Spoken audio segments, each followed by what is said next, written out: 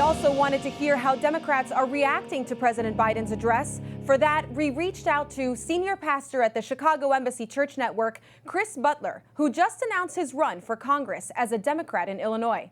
Pastor Chris, thank you so much for being with us. Senator Tim Scott opened his response to the president's speech, claiming the Biden administration's policies are pulling us further apart. What was your reaction to that?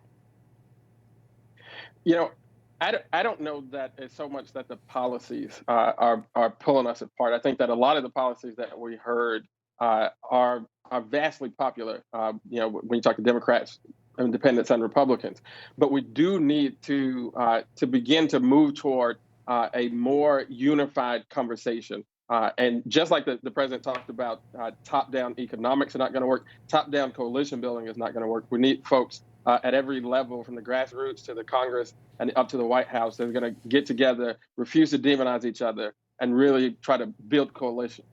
He also mentioned a litany of bills, including the Equality Act, which I know you've done a lot of work on, which could impact religious colleges and ministries such as the one that you work in. Mm-hmm. How should people of faith think about or approach the Equality Act? You know, it's very unfortunate that our party continues to set up a false choice on this issue. It's not like you only have one way forward on this. There is a bill that is the result of the kind of compromise that we all want to see. It's called Fairness for All. It would protect LGBT folks and give them the extension of civil rights that we're looking for, while maintaining and protecting communities of faith and giving folks the freedom to believe in this country. So this is a false binary that we're setting up when we say Equality Act or nothing. We can come together and get this done. And is it just the freedom to believe, or is it the freedom to form, to act, and to do things in your community?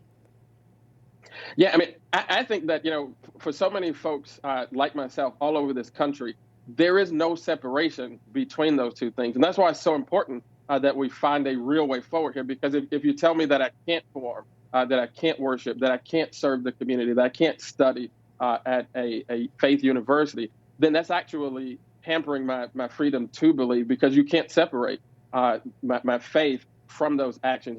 The scriptures tell us that, show me your faith without actions, and I'm going to show you my faith by what I do.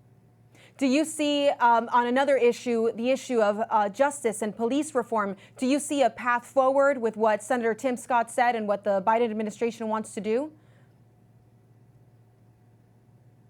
Listen, here's what I know, is that we have to find in communities all over this country, like the south side of Chicago, where I'm from, we have to find a way for communities to heal. And that means that folks who serve these communities in law enforcement and the community members themselves have to find a way to come together. We have to do that. I think we can do that if we refuse to demonize folks who may not see things just the way that we do, and really get in the room and start having real conversation. Really quick, as a pastor, do you feel particularly called to lead that conversation? I do.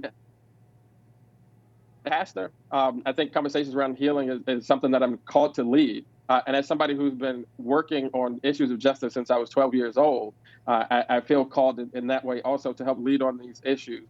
And I've been doing that. I mean, we've worked together with law enforcement before to create community-based safety strategies and public safety strategies. And I think that we can do that at scale if we just have leadership at every level of government that refuses to play the game of division and demonization that really just leaves us stuck at the status quo. Thank you so much, Pastor Chris. We'll be watching your candidacy. Thank you.